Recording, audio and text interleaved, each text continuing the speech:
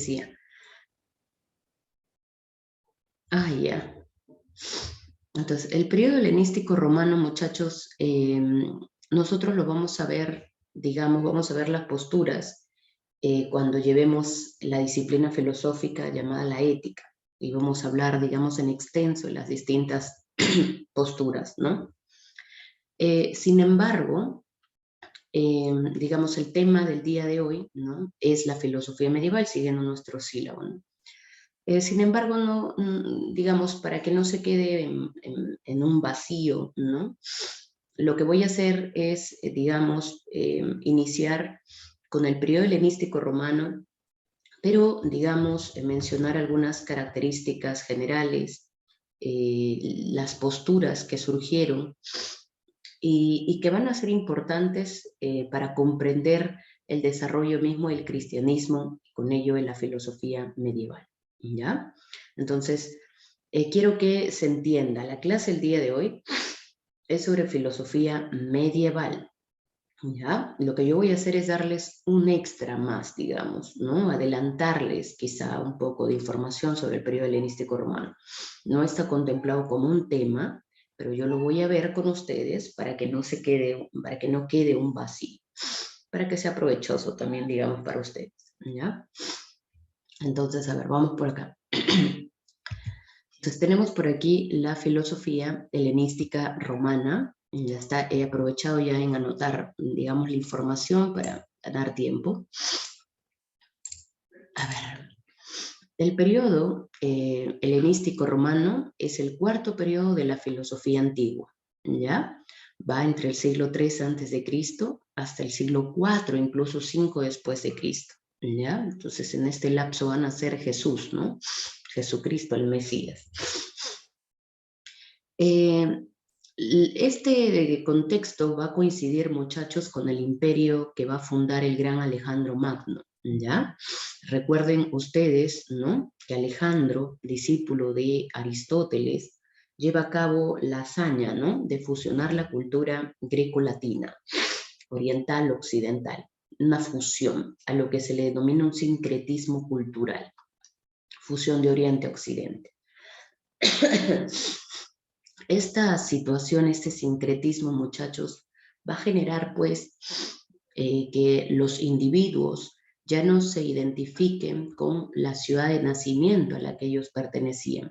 Recordemos nosotros que, digamos, los griegos, ¿no?, los atenienses, por ejemplo, eran muy rigurosos y muy estrictos en el sentido de llamarse, ¿no? Por ejemplo, Tales, yo soy de Tales, ¿no? Yo soy Tales de Mileto, ¿no? O sea, siempre había esta referencia con la ciudad de nacimiento, esta identificación con una polis, ¿no? Sin embargo, aquí para el periodo helenístico romano, con un solo gobernante, Alejandro, un solo imperio, fusión, ¿no?, de la cultura oriental occidental, desaparece también esa identificación con la ciudad de nacimiento. De modo que lo que vamos a tener en este contexto, en este periodo, no son atenienses, espartanos, estagiritas, no. Lo que vamos a tener son cosmopolitas. Profesora, ¿quiénes son los cosmopolitas? Los ciudadanos del mundo. ¿Ya está? Entonces, todos somos ciudadanos de un solo mundo con un único gobernante, Alejandro. ¿Ya está? Ya no hay yo soy de acá, ya no. Profesora, pero esa situación, digamos, no es bonita en el sentido de que en cierta medida las creencias de cierta polis, por ejemplo, los dioses de los atenienses, de los griegos, sus costumbres, sus creencias, ya no van a ser exclusivas, sino que van a comenzar a ser adoptadas por otras culturas, ¿no? Y se mezclan y se fusionan. Así es, muchachos. Eso es lo que va a ocurrir en este contexto. ¿Ya está? Ya no va a haber exclusividad. Los dioses de los griegos, por ejemplo, van a ser adoptados por los romanos, los latinos, ¿no? Ya está. Y así, no solamente sus dioses, sino en general toda su cultura. Por eso decimos es un sincretismo, un encuentro, una fusión de culturas, ¿ya? Eso va a generar también, por parte de los mismos ciudadanos, ¿no?, un gran desinterés por los asuntos políticos, ¿Ya está? En la medida en que yo ya no formo parte de una determinada polis, de una determinada ciudad o sociedad, pues tampoco me interesa, digamos, lo que ocurra ya a nivel político, ¿no? Entonces lo que va a suceder aquí es que, ¿no? Cada quien va a estar más preocupado por su propia situación. Ya no me va a importar el otro, porque al fin y al cabo ni tú ni yo pertenecemos a la misma polis, somos todos iguales, entonces ya, ¿para qué preocuparme por los otros? Lo que va a surgir aquí es más bien una preocupación individual, una preocupación personal. Los hombres del periodo helenístico romano todavía abrazan con ahínco esas ideas de Aristóteles según la cual nuestras acciones están dirigidas a la felicidad. El fin último de nuestra existencia es la felicidad. Entonces los hombres del periodo helenístico romano, abrazando esta idea, van a buscar también la felicidad. Parece no ser encontrada en este contexto, parece que es difícil encontrarla, ¿no? Sin embargo, esa va a ser, digamos, la preocupación, el tema central del periodo helenístico romano, la felicidad. Pero recuerda la felicidad para uno mismo, ¿ya? Ya no interesan los demás, ¿no? Ahora la felicidad tiene que ser en términos personales, ¿ya? La felicidad también es entendida, muchachos, como ataraxia. Profesora, ¿qué es la ataraxia? Es el estado de tranquilidad del alma, ¿ya está? También se le denomina el estado de imperturbabilidad del alma, ¿ya? Donde el alma es indiferente, está tranquila, ¿no? Así se entiende o así se entendió la felicidad. Recuerda, la felicidad no es algo que, digamos, un estado que se acaba, no. La felicidad es entendida como un estado en el que el alma está tranquila. Eso es felicidad para los hombres griegos, ¿ya? Y del periodo helenístico romano sobre todo. Entonces, al respecto, ¿no? Van a surgir diferentes doctrinas éticas, diferentes doctrinas helenísticas romanas. Tienes aquí, por ejemplo, una lista de 5, ¿no? El cinismo, el estoicismo, hedonismo, escepticismo y neoplatonismo. Tienes también ahí al costado alguno de sus exponentes, ¿no? Diógenes el cínico, por ejemplo, ¿no? Cínico sale digamos, de sinus, que significa perro. El cinismo también es conocido como la filosofía de los perros, ¿ya? Digamos por la forma particular de vida que llevaba Diógenes. ¿Listo? Diógenes estaba convencido que la única forma en que se podía lograr la felicidad era pues rechazando todas las formas de vida social. Le llamó él las convenciones sociales. Diógenes decía que la única forma en la que, por ejemplo, Alessandra, tú puedes ser feliz es rechazando todo lo que la sociedad te imponga.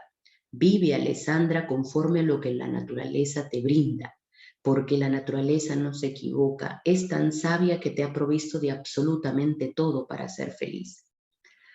Querer satisfacer las convenciones sociales, los acuerdos de la sociedad, las reglas de la sociedad, los modos de vida de la sociedad, lo único que generan en el sujeto es infelicidad, porque en la medida en que no logras encajar en los cánones, en las convenciones sociales, eso te frustra. Eso te genera una sensación de no hice nada, soy un fracasado, ¿no?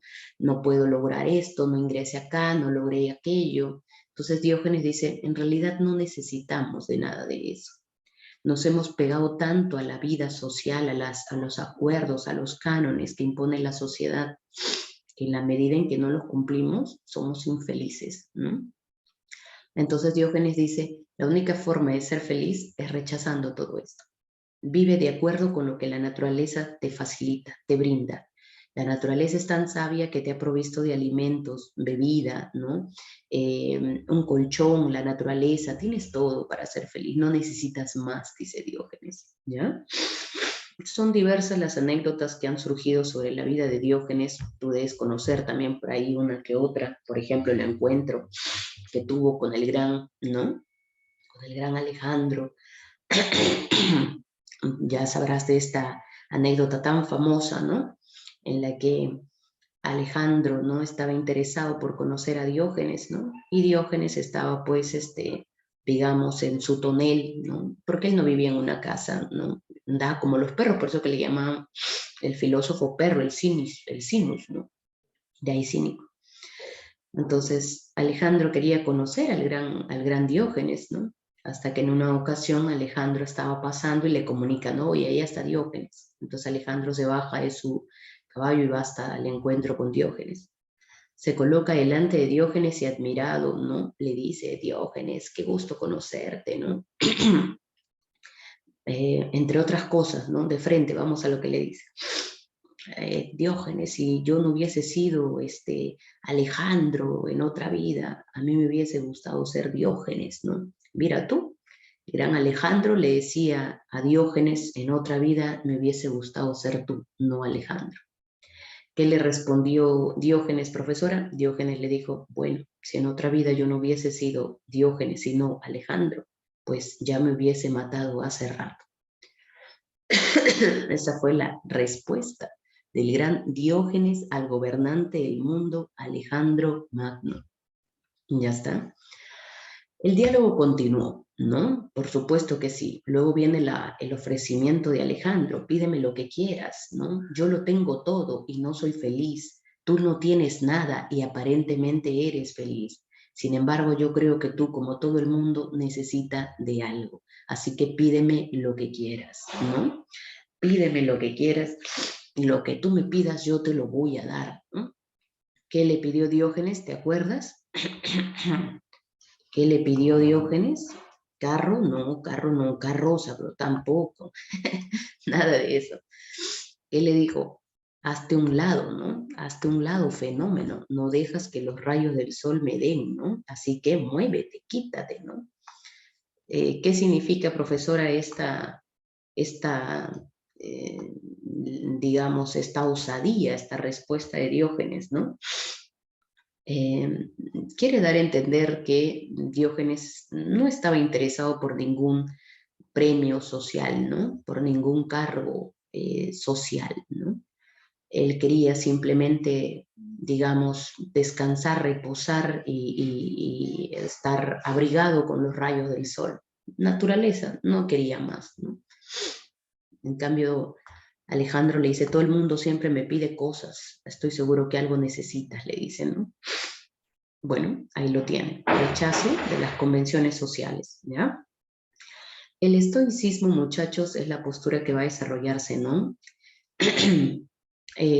Los estoicos llegaron a considerar que, mira, todo en el mundo seguía una razón o un logos universal. Recuerda que el logos es sinónimo de razón. Entonces, para los estoicos, digamos, en el universo, todo estaba organizado de forma lógica, de forma racional. Ya había un orden establecido, algo así como un destino, ¿no? No te olvides, razón es sinónimo de logos, inteligencia. Los estoicos pensaron que existía como una inteligencia universal que había ordenado ya todo en el cosmos. De modo que tú, al formar parte de ese todo, también tu vida estaba organizada de forma racional. Así que si tú quieres ser feliz, debías aceptar ese orden lógico, debías aceptar tu destino. ¿Ya está? Debías aceptar tu destino, debías aceptar ese orden lógico de las cosas. Es decir, debías resignarte. Entonces la felicidad para los estoicos está en la resignación. Acepta, aguanta, soporta como buen soldado, decían los estoicos, digamos, lo que te ha tocado, porque la naturaleza no ha hecho nada al azar, la naturaleza no se equivoca, ya está, todo está organizado de forma racional.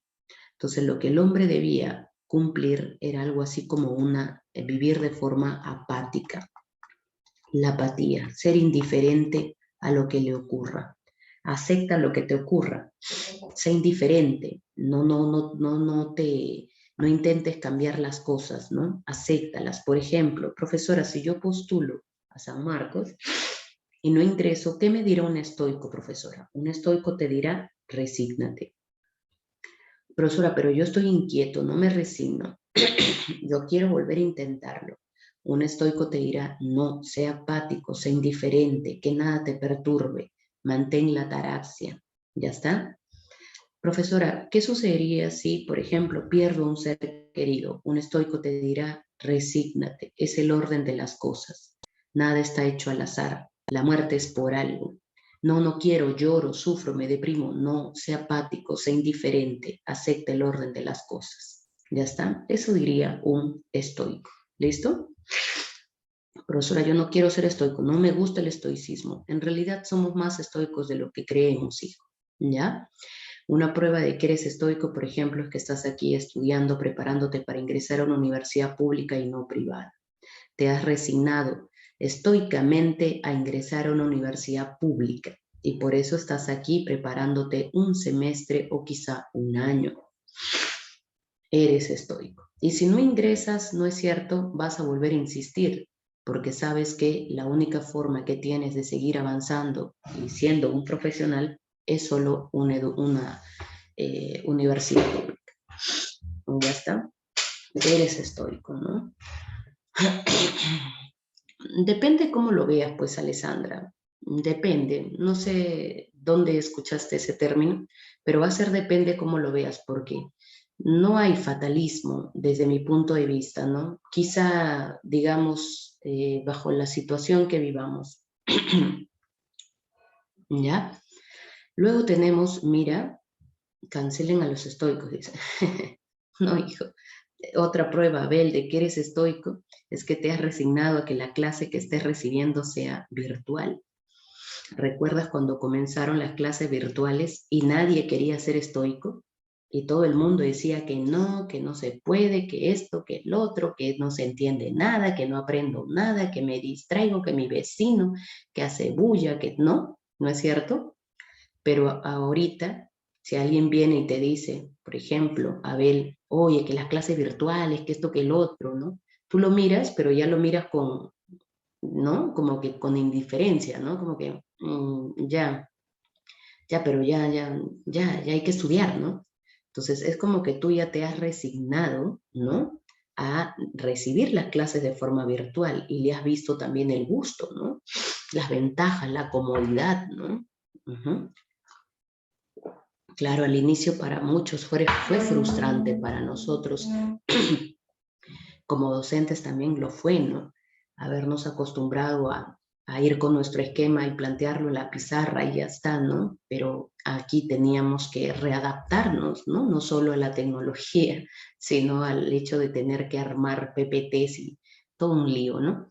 Pero ya de un tiempo esta parte como que ya le hemos agarrado más bien el gusto, más bien me gusta, más bien dictar virtual, ¿no?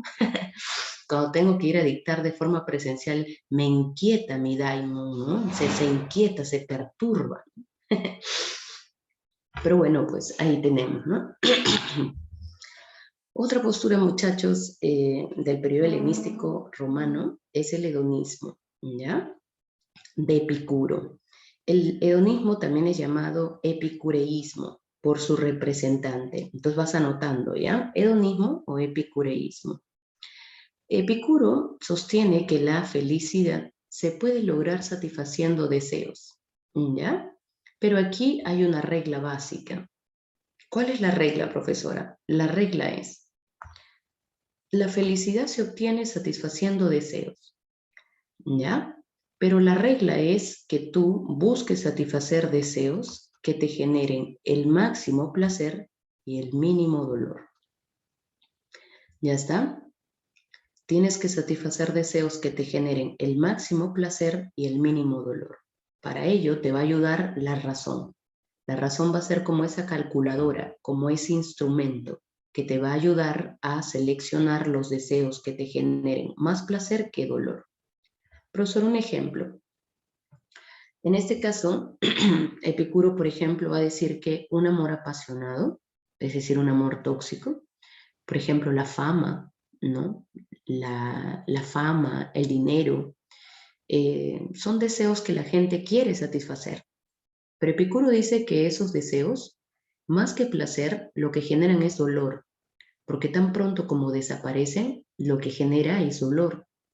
Entonces, si tú te encaprichas con un amor apasionado, tóxico, profesora, pero me da placer, profesora. Sí, pero si tú pones en una bandeja, es más grande el dolor que te genera que el placer.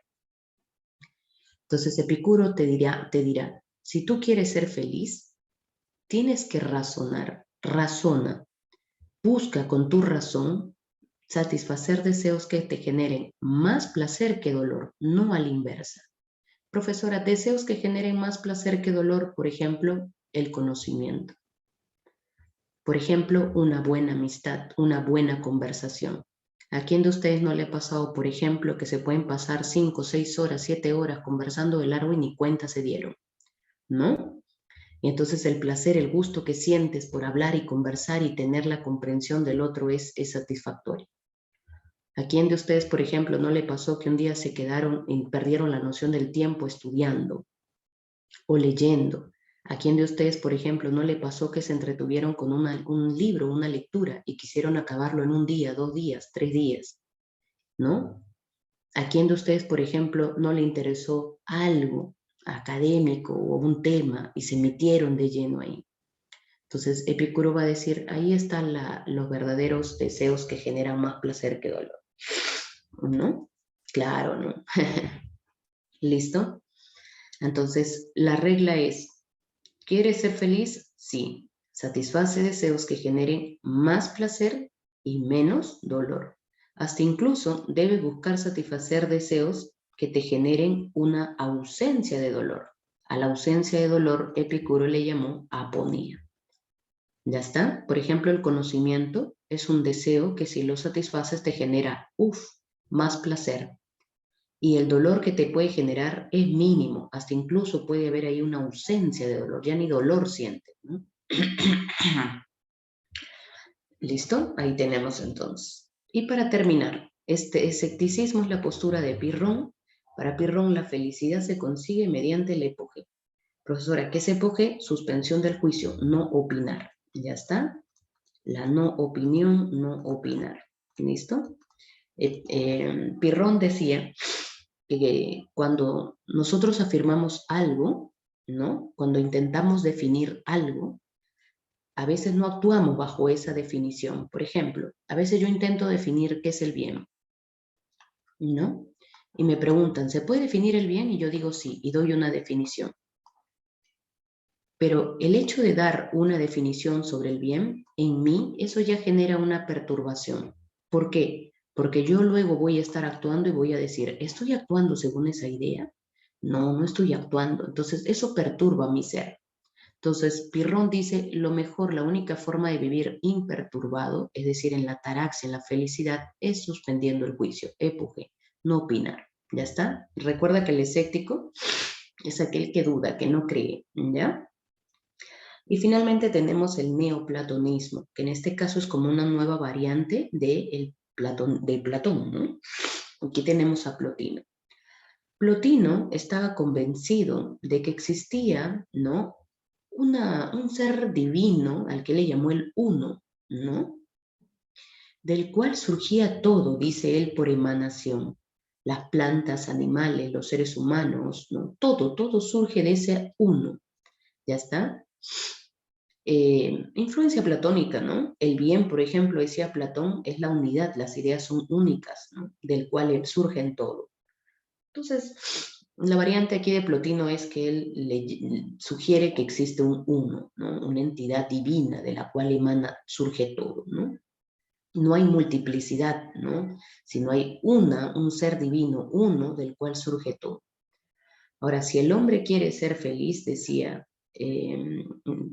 Plotino, esto se logra mediante el éxtasis. Profesora, ¿qué es el éxtasis? El éxtasis es como una unión mística entre el hombre y el uno, el ser del cual emana todo. ¿Ya está? Es como, digamos, el uno sería como un Dios, ¿no? Un Dios del cual surge todo. Y si tú quieres ser feliz, debes buscar a ese Dios, debes buscar a ese uno, ¿ya? ¿Podría, profesora, ser el Dios del cristianismo? Vamos a ver que aquí no se menciona para nada al Dios cristiano. Lo que vamos a ver es más bien cómo es que estas doctrinas permitieron o nutrieron el cristianismo, ¿ya? Pero bueno, muchachos, hasta ahí entonces, en líneas generales, tienen el periodo helenístico romano. Insisto, no lo estoy trabajando ampliamente porque no es lo que corresponde en nuestro siglo, ¿ya? Pero bueno, ahí tienen ustedes la información para que no quede el vacío, ese añadido, ese extra que siempre les damos aquí en las clases, ¿no? Ahora sí, pasemos a lo que corresponde esta semana, la filosofía medieval, ¿ya? Un segundo, por favor.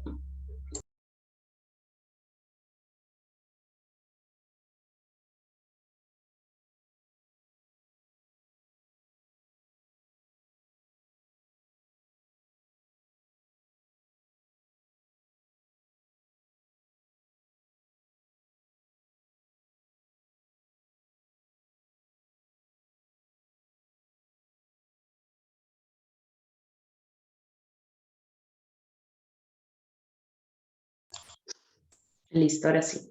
A ver, veamos, muchachos. La filosofía medieval, ¿ya? Dicho sea de paso, la filosofía medieval es la filosofía que se va a desarrollar en la etapa de nuestra historia, denominada la Edad Media, o la etapa que coincide con el sistema de producción, ¿no? Feudalismo. En términos históricos, recuerden que la Edad Media, ¿no? Coincide con la caída del Imperio Romano Occidental, ¿no? Hasta la conquista de Constantinopla, ¿no es cierto? O algunos sugieren con el descubrimiento de América, ¿no? Ya está.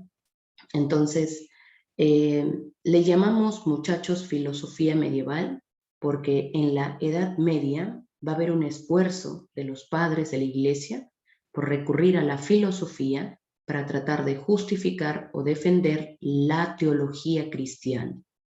Repito, la filosofía medieval es la filosofía que se va a desarrollar en la Edad Media. ¿Por qué le llamamos filosofía medieval? Porque vamos a encontrar el esfuerzo de los padres de la Iglesia por recurrir a la filosofía para tratar de justificar, defender, argumentar la teología cristiana. ¿Ya? Entonces, de entrada eso. No te voy a enseñar aquí cristianismo, no te voy a enseñar lo que te enseñaron en el colegio, ¿no? No, esto no es religión, no es cristianismo, esto es filosofía medieval. Entonces, lo que vamos a ver aquí es un esfuerzo de los padres de la Iglesia por recurrir a la filosofía y defender mediante la misma la teología cristiana. Ya, de entrada a ello, para no generar confusión, porque a veces suelen preguntar los estudiantes, profesora, pero ¿por qué le llamamos filosofía medieval si aquí hay digamos, aquí se desarrolla el cristianismo? Entonces, a veces la información no llega de forma pertinente, así que no olvides, si le llamamos filosofía medieval, es porque los padres de la Iglesia van a recurrir a la filosofía para a través de ella defender, justificar la teología cristiana. ¿Ya? Va a haber una mezcla entre filosofía y teología, como vamos a ver. A ver, algunos datitos generales rápidamente. ¿Es sinónimo de filosofía medieval? No, son periodos diferentes, Evelyn, ¿ya? De acuerdo con la línea de tiempo que tenemos por aquí, Evelyn, lo que hemos empezado revisando hace un ratito es el cuarto periodo de la filosofía antigua, periodo helenístico romano. Hasta la diapositiva que tienes aquí, te acabó la filosofía antigua. Ahora estoy revisando la segunda etapa, filosofía medieval. Estoy aquí, Evelyn, ¿ya? ¿Listo? El tema central de la filosofía medieval, muchachos, es Dios. ¿Ya está? La figura divina, ¿no? Por ende, aquí vamos a hablar de un teocentrismo. Esta es una característica importante porque cuando lleguemos a la modernidad vamos a ver cómo se da el giro, el cambio.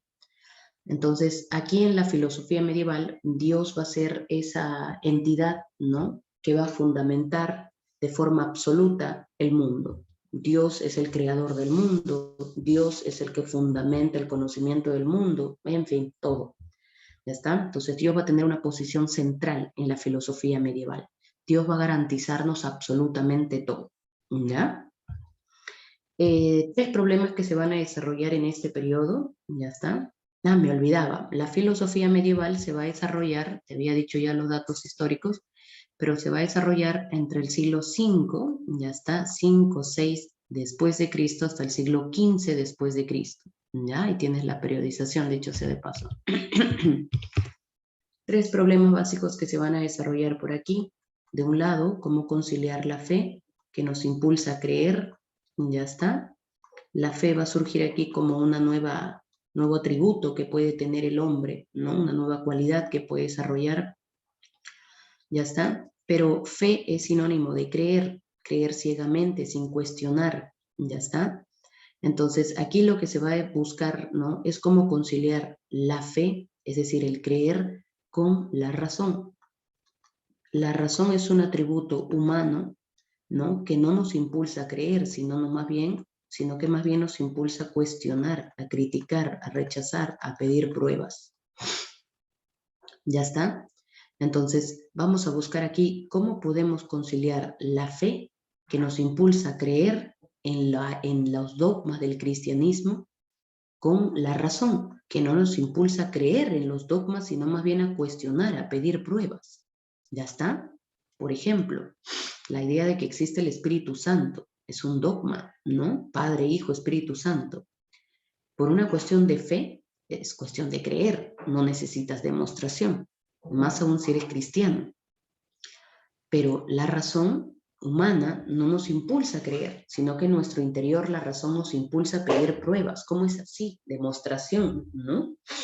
Entonces lo que va a ocurrir aquí en la etapa, en la filosofía medieval, es que van a ver quienes crean, que estén convencidos y que no necesiten pruebas. Y va a haber otros que van a pedir argumento, ¿ya? Entonces vamos a ver aquí cómo conciliamos ambas, ¿no? Otro problema que se va a desarrollar por aquí va a girar en torno a la demostración de la existencia de Dios.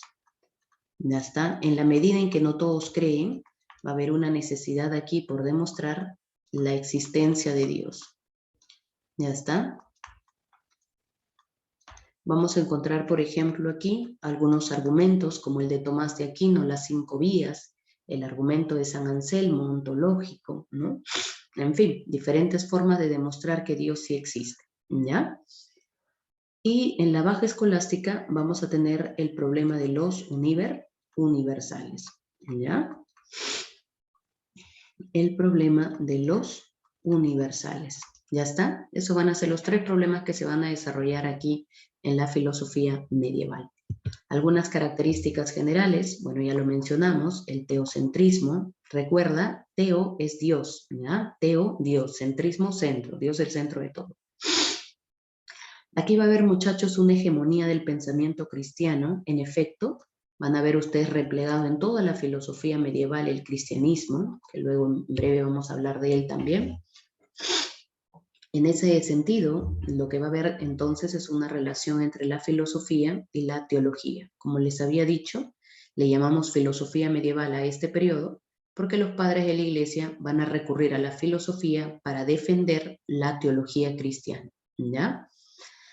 La filosofía medieval se divide en dos grandes momentos, la patrística y la escolástica, aunque algunos sugieren, no sin mucha razón la verdad, que la filosofía medieval básicamente abarca la escolástica, ¿ya? Básicamente la escolástica. ¿Listo? Profesor, ¿y la patrística? La patrística algunos lo entienden como el antecedente de la filosofía medieval. No está mal, ¿ya? Profesora, ¿y por qué como el antecedente y no como una parte? Porque tú vas a ver en breve que en la patrística el cristianismo recién va a estar en formación. En cambio, en la escolástica el cristianismo ya se ha consolidado, así como también se ha consolidado la institución llamada la Iglesia que prolifera y expande el cristianismo. Entonces, Por eso es que algunos entienden que la patrística vendría a ser meramente como un antecedente. No está mal, ¿ya? No está mal. Cualquiera de los dos es, digamos, válido. ¿Listo? Profesores, y San Marcos me preguntan, no, ese tipo de información no te va a preguntar San Marcos, sí. ¿Listo? Ya está. Entonces, antes de hablar de los dos periodos de la filosofía medieval, rápidamente mencionemos el cristianismo, ¿ya? Como verás, es solamente una breve y escueta diapositiva sobre el cristianismo. No intento, muchachos, hacer una clase sobre cristianismo. Ya está. Así que vamos a revisar por acá algunas ideas generales, ¿ya? El cristianismo, muchachos, nació como una religión monoteísta, ya está. Es una religión, sigue siendo una religión monoteísta. ¿Por qué monoteísta? Porque se centra en la creencia de que solamente existe un Dios creador de todo, ¿no? Un Dios, ¿no es cierto?, fundamento de todo. Esta idea de que solamente existe un Dios del cual surge todo, muchachos, surge por influencia del neoplatonismo.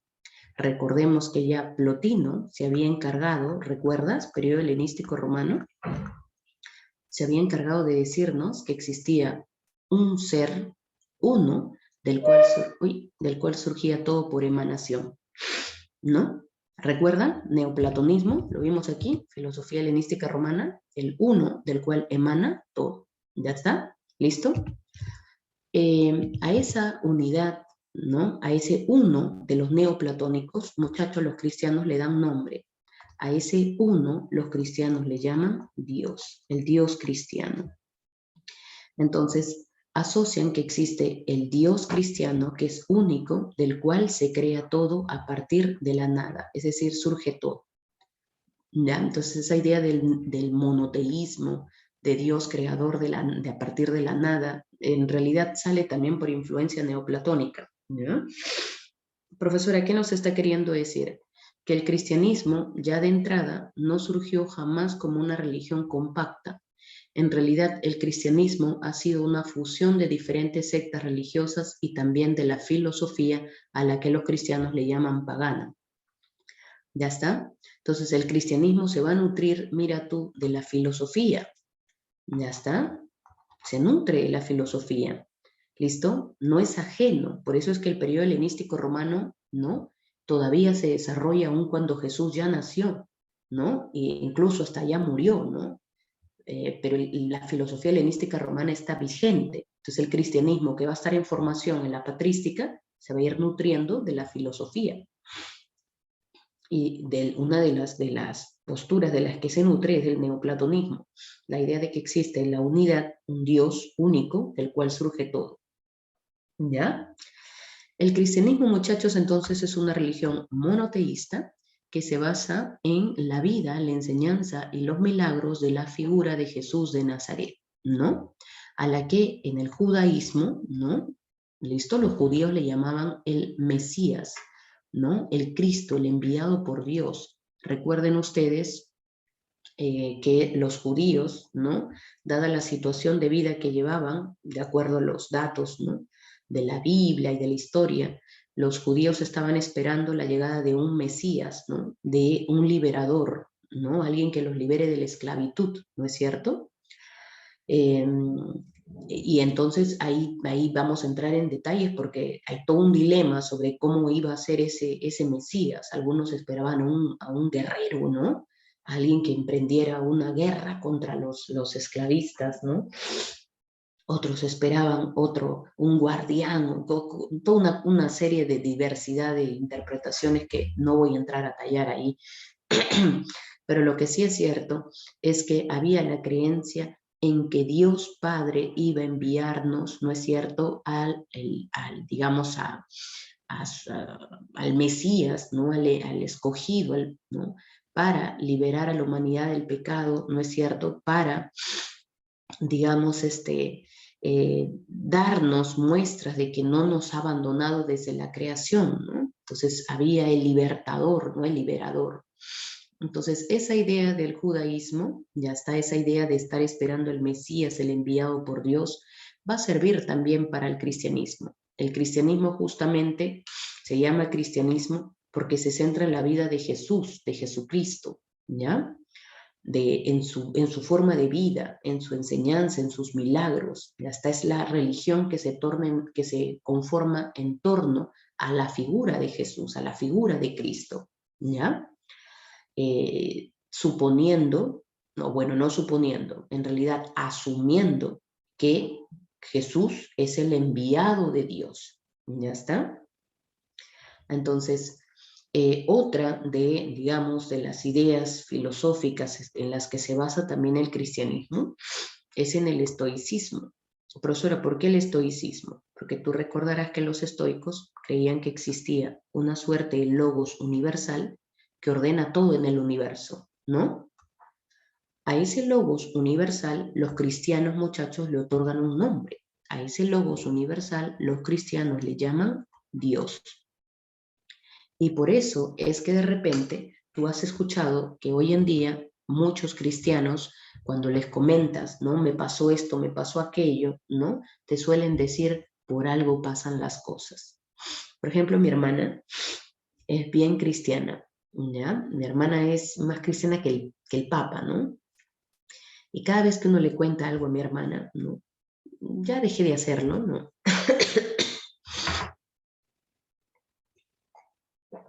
Pero, por ejemplo, cada vez que le comentaba algo a mi hermana, una desgracia quizá, mi hermana siempre tenía las mismas palabras que hasta ya me las he aprendido, ¿no? Ya me aprendí su speech, ¿no? Entonces mi hermana me decía, ¿no? Hermana, por algo pasan las cosas, ¿no? Por algo suceden las cosas. Y luego añadía, no te preocupes, porque todo es perfecto en los planes del Señor, ¿no?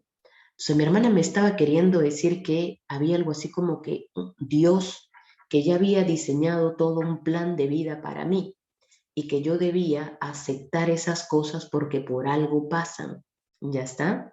Entonces, esta idea de que ya hay un destino y que todo está escrito y que debes aceptarla, muchachos, esta sale de los estoicos. Los estoicos se anticiparon y sostuvieron, ¿no es cierto?, que existía una razón, una inteligencia que ya había ordenado todo de forma lógica. Pero los estoicos jamás se refirieron al Dios cristiano. Más bien son los cristianos los que toman esta idea de los estoicos y la convierten en suya, y a esa inteligencia le dan un nombre, le dan el nombre de Dios, Dios del cristianismo.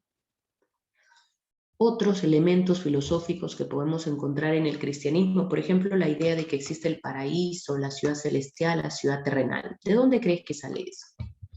Ese dualismo. ¿De dónde crees que sale? Ese dualismo sale de Platón. Platón ya había anticipado y había dicho que existe la ciudad, ¿no? Del mundo de las ideas, perfecto, inmaterial, el mundo de las cosas, sensible, ¿no? Platón decía que el cuerpo, ¿no?, era corruptible, el alma es inmortal.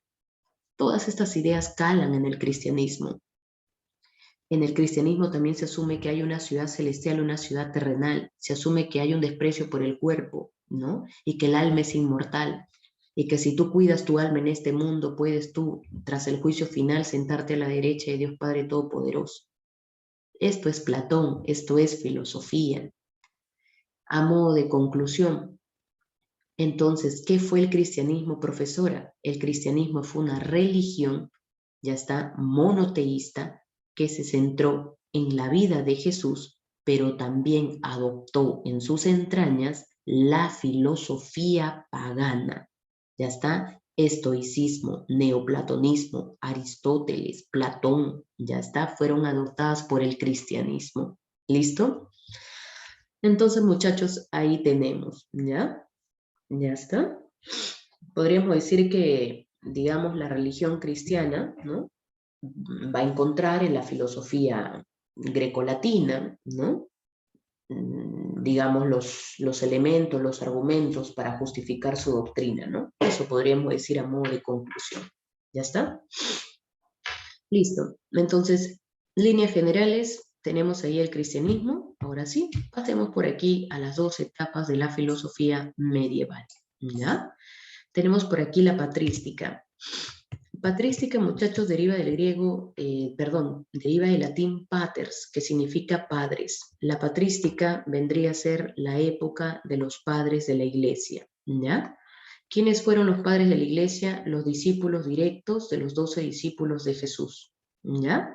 Es la época, muchachos, en la que los dogmas de la teología cristiana van a entrar en un proceso de formación. Se van a ir formando, se van a ir organizando. Ya está, los dogmas del cristianismo o de la teología cristiana. Pregunta, ¿alguien sabe qué es un dogma? ¿Qué es un dogma? ¿Alguien sabe qué es un dogma? Verdades absolutas, me dice Anthony. ¿Qué es un dogma? Ya es una verdad absoluta, ¿ya?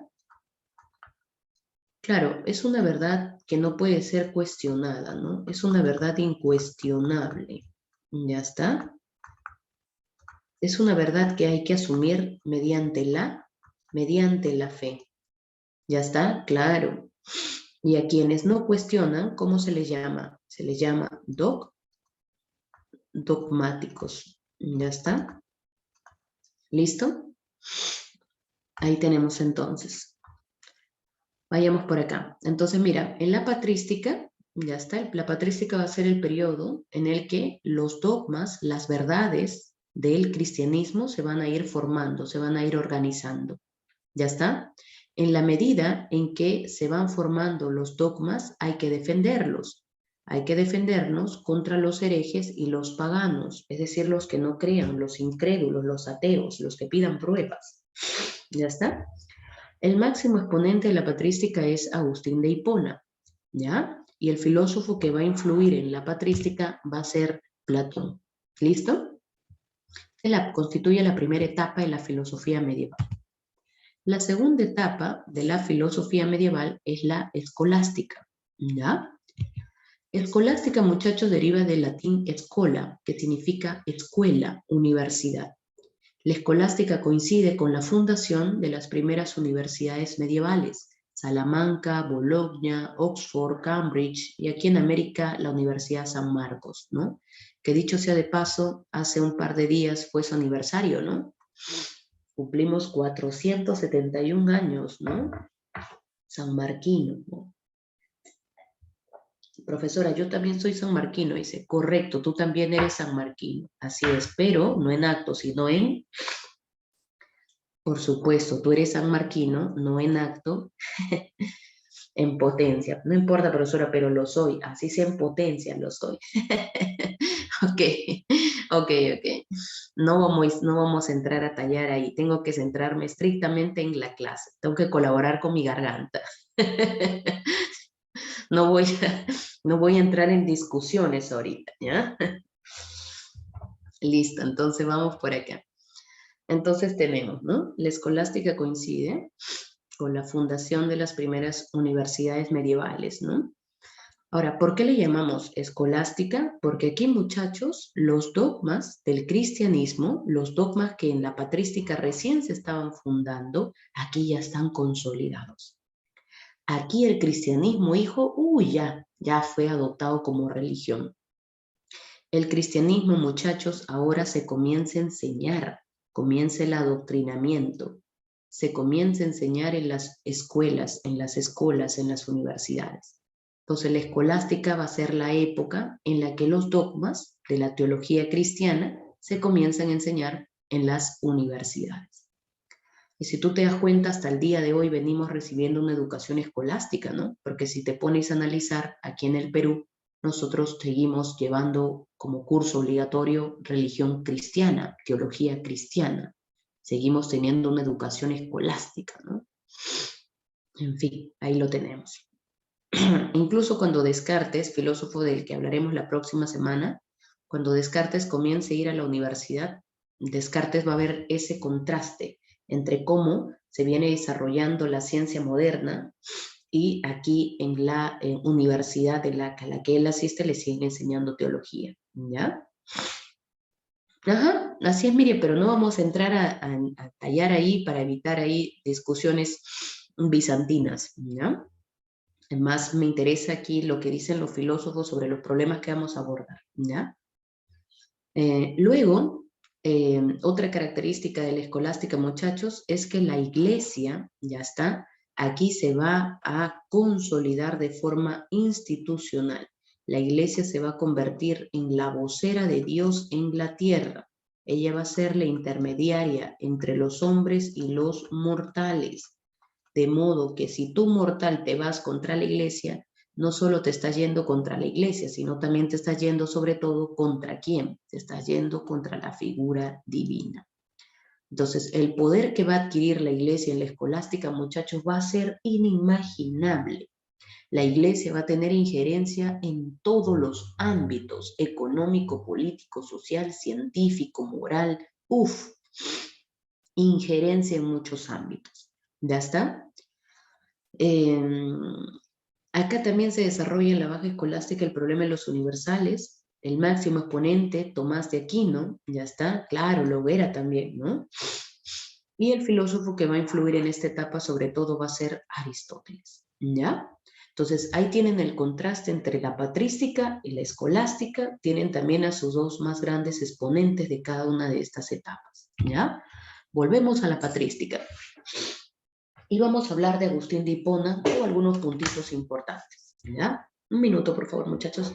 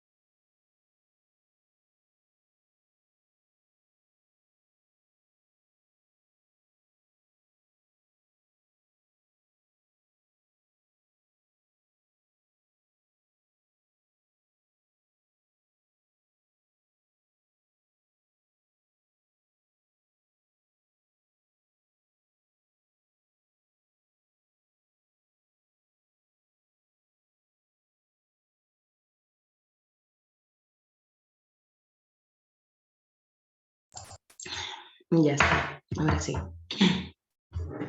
Listo, muchachos. A ver, atento a la diapositiva porque vamos a ir y venir, ¿ya? En el sentido de que vamos a ver cómo, por ejemplo, soluciona el problema de la fe y la razón Agustín de Hipona y cómo la soluciona Tomás de Aquino, ¿ya? Entonces voy a ir, venir con las diapositivas, así que concéntrate para que luego no estés de quién está hablando, ¿ya?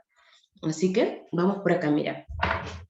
El primer problema que habíamos mencionado, ¿no? Y que se va a desarrollar en esta etapa es cómo conciliar la fe con la razón, ¿ya? Al respecto, Agustín de Hipona tiene una solución, ¿ya? Entonces, Agustín dice, si, digamos, tú quieres comprender los dogmas del cristianismo, si tú quieres entender las verdades del cristianismo, si quieres entender cómo fueron posibles los milagros, la resurrección, el Espíritu Santo, Dios, si tú quieres comprender cómo el mundo fue creado, para comprender no tienes que empezar con tu razón. Porque si tú empiezas razonando, jamás vas a poder comprender algo. ¿Ya está?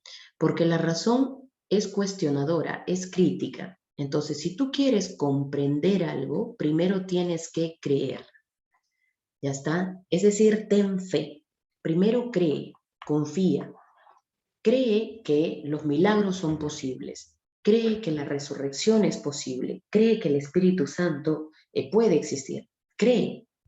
Si tú comienzas creyendo, lo que vas a hacer es luego, ya está, utilizar la razón para defender eso en lo que has empezado creyendo. Solamente así tú vas a poder comprender. ¿Ya está? Entonces, si tú quieres comprender los dogmas del cristianismo, primero empieza creyendo. Cree, ten fe que todo eso es posible. Una vez que tú creas, la razón misma por sí sola te va a ayudar a defender, ¿ya está? A justificar eso que has empezado creyendo. Por ejemplo, si tú crees que es posible la resurrección, la razón te va a ayudar a demostrar y a justificar que eso es posible. ¿Ya está? Entonces, lo que está haciendo Agustín de Hipona es lo siguiente. Está colocando a la fe por encima de la razón y nos está diciendo que la razón se subordina a la fe. ¿Ya está? La razón va a defender lo que dictamine la fe. ¿Ya está? Lo que disponga la fe. Entonces, la razón se va a convertir en la sierva de la fe. La razón va a defender, va a justificar los dogmas de la teología cristiana. Sin la creencia en los dogmas de la fe, no podremos llegar a comprender la verdad. Entonces, si tú quieres comprender, ya está, no coloques primero la razón. Ya está, no. Primero cree. Una vez que tú creas, la razón te va a ayudar a defender, te va a ayudar a justificar. Y por eso es que le llamamos a esta etapa filosofía medieval. Porque ¿qué están haciendo los medievales? Están utilizando la filosofía, la razón. ¿Para qué? Para defender la teología, la fe. Por eso es que le llamamos filosofía medieval, porque los padres de la iglesia están recurriendo a la razón, a la filosofía, para defender, para justificar los dogmas de la teología cristiana. Ya está, y prueba de ello es aquí Agustín de Hipona, quien sugiere que si quieres comprender el cristianismo, quieres comprender las verdades que revela el cristianismo, tienes que empezar teniendo fe. Si tuvieses fe como un granito de mostaza, dice la canción, ¿no? O de otro lado, la fe es lo más lindo de la vida, como dice el filósofo Guto Guadalupe, ¿no? Ya está. Lo cierto es, muchachos, que para poder comprender lo que está en la Biblia, lo que debemos hacer primero es creer. Ya está, creer, convencernos de que eso es posible, ¿no? Y eso es una práctica, ¿no? En el sentido de que se utiliza para argumentar, Anthony. Yo estoy de acuerdo contigo, Anthony. Para empezar, estoy de acuerdo contigo, ¿ya? En que vamos a encontrar en este intento de recurrir a la filosofía o a la razón para justificar la religión, vamos a encontrar muchos vacíos que lo vas a ver tú también. Y con ello estoy completamente de acuerdo contigo, Anthony.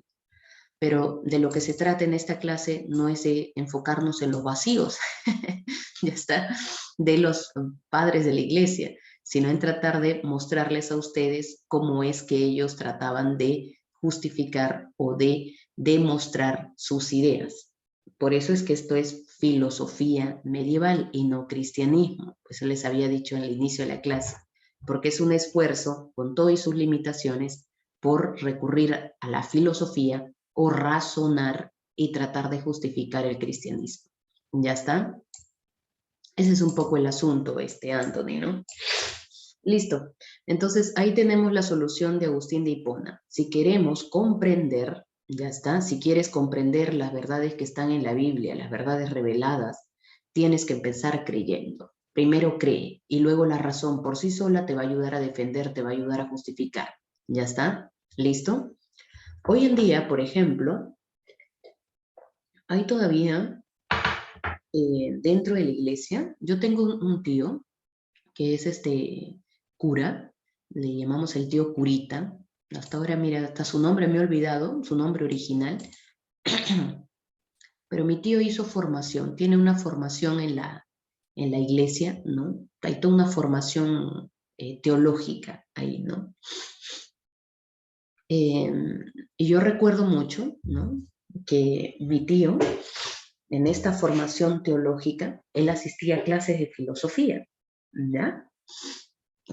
Tiene formación filosófica. Entonces yo le preguntaba, ¿no? Tío, ¿qué tiene que ver la filosofía con la teología, el cristianismo, que tú aprendes y necesitas solo creer? El tío me decía, no, se recurre a la filosofía porque es la única vía para justificar, me decía él siempre, ¿no? Para argumentar, para tener una base sólida y no digamos, no irte por las simplemente cuestión de creer, ¿no? Porque a veces en el ámbito de la teología también se necesita la argumentación. Me pareció muy interesante eso, y es lo que se hace en las escuelas de teología. Hay actualmente aquí en el Perú escuelas de teología, ¿ya? Hay, digamos, y en su malla curricular tienen filosofía como tal, tienen una formación filosófica, pero ya te das cuenta que la filosofía al servicio de la teología no es la filosofía como crítica de la teología, sino ya te das cuenta aquí el instrumento, la utilidad que se le da a la filosofía, ¿ya? Y pues este interés que hoy en día perdura, pues empezó aquí, con Hipona.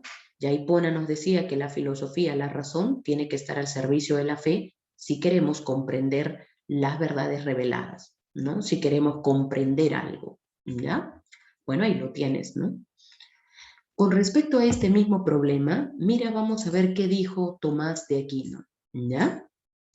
¿Qué dijo Tomás de Aquino sobre el problema de la fe y la razón, profesora? A ver, muchachos, para Tomás de Aquino, tanto la fe como la razón tienen, cada una por su cuenta, objetos de estudio distintos y además de ellos tienen métodos diferentes. O sea, la razón puede estudiar, ¿no? Algo distinto a lo que la fe puede estudiar. En este caso, por ejemplo, a la razón le interesa llegar o establecer verdades naturales. Es decir, a la razón lo que le interesa es conocer el mundo, la naturaleza y sobre ella establecer ciertas verdades, ¿ya? Y la fe, lo que le interesa a la fe es llegar a las verdades reveladas, ¿no? Las verdades reveladas mediante el cristianismo, ¿no? Las verdades reveladas por Dios, descubrirlas, conocerlas. Entonces, si tú te das cuenta, cada una tiene intereses diferentes, ¿no? Incluso los saberes que se dedican a ellas también son diferentes, la teología y la filosofía.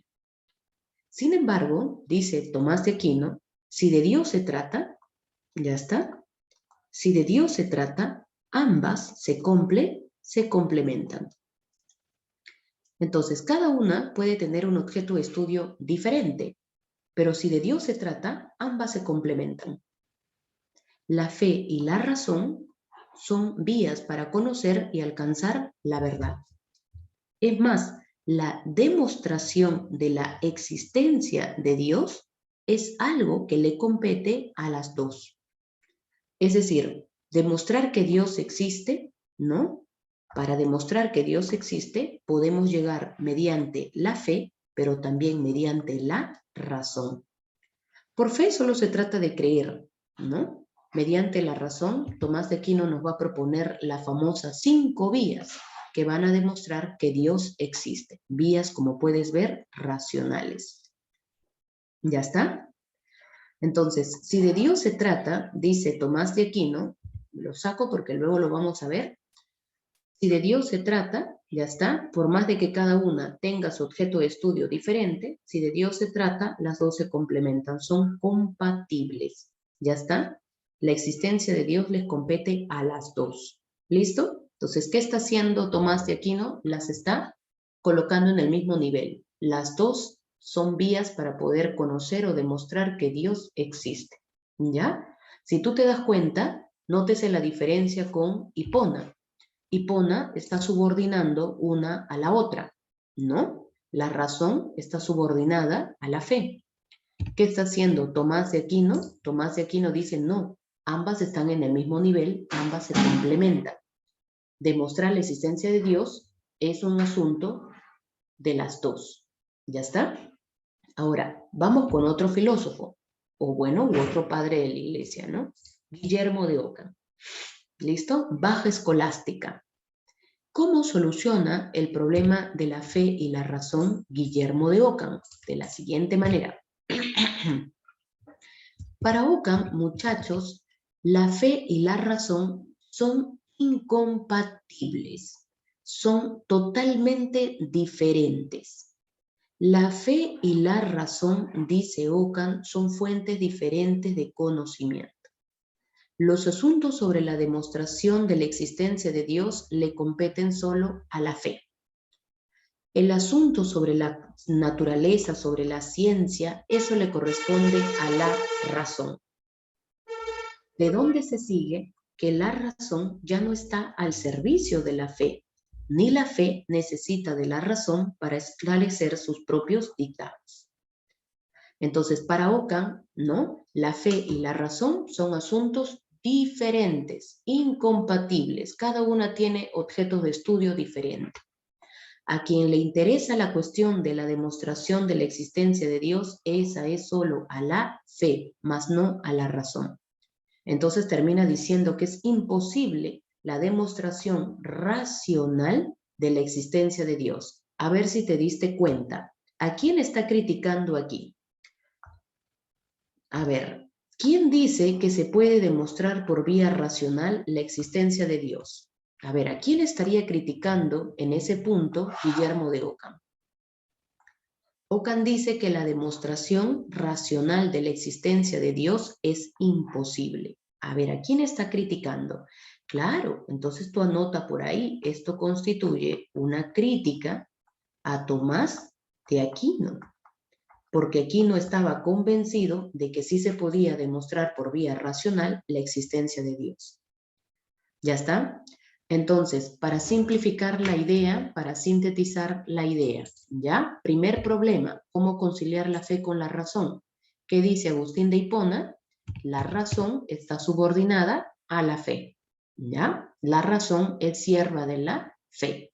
¿Cómo soluciona el problema? Tomás de Aquino, la fe y la razón se complementan, ¿ya está? Se complementan, son compatibles. ¿Cómo soluciona el problema? Guillermo de Ockham. Ockham nos dice, son incompatibles, diferentes, no tienen nada que ver. ¿Ya está? ¿Listo? Hasta aquí, muchachos, entonces tenemos el primer problema. ¿Cómo conciliar la fe con la razón? ¿Se entiende la idea hasta ahí? ¿Se entiende?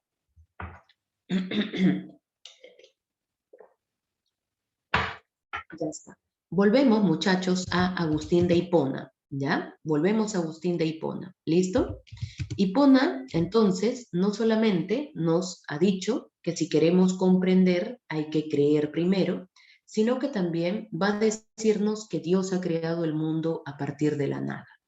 En latín a eso se le denomina creatio ex nihilo. ¿Ya está? Para Agustín de Hipona, Dios ha creado el mundo a partir de la nada. Dios de su infinita omnipotencia, omnipresencia, Dios ha creado el mundo. ¿Ya está? Pero Dios lo ha creado a partir de la nada. ¿Ya está? Neoplatonismo, ¿no? De Dios surge todo por emanación, creación a partir de la nada. ¿Listo? Hasta ahí. ¿Vamos bien? Dios creó el mundo a partir de la nada. ¿Vamos bien hasta ahí? ¿Se entiende la idea? ¿Sí? Dios creó el mundo a partir de la nada. ¿Ya está? Listo. Le agregamos aquí algo. De acuerdo con Hipona, Dios creó el mundo a partir de la nada, pero al mismo momento, ¿ya está? Junto con el mundo, Dios también creó, muchachos, el tiempo. Entonces, Dios crea el mundo y crea también el tiempo. Entonces, aquí recién aparece, ya está, el pasado, el presente y el futuro. Entonces aparece el antes, el durante y el después. ¿Ya está? Aparece el tiempo. ¿Listo? Yo les pregunto, muchachos, antes de la creación del mundo, ¿había tiempo? Antes de la creación del mundo, ¿había tiempo? No, correcto. Pero ¿quién sí existe? ¿Quién sí existía antes de la creación del mundo? Correcto, Dios. Entonces tú solito ayúdame. Dios entonces, muchachos, ¿será un ser temporal o atemporal? Dios será un ser temporal o atemporal. Correcto, Dios será atemporal. ¿Ya está? Dios está fuera del tiempo. Dios no tiene un pasado ni un futuro. Dios, muchachos, es un presente eterno. un eterno presente. Así es Dios. ¿Listo? Lo que significa que antes de la creación del mundo no existía el antes, ni el durante, ni el después. Simplemente Dios, un eterno presente. ¿Ya está? ¿Se entiende hasta ahí la idea? ¿Se entiende? Sí, profesora, antes de la creación del mundo no había tiempo. ¿Ya está? No había el antes, el después, no, esto no había, profesora, nada de esto había. ¿Ya?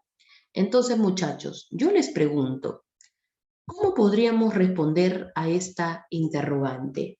¿Qué hacía Dios antes de crear el mundo? ¿Cómo podría Agustín de Hipona, ya está, responder a esta interrogante?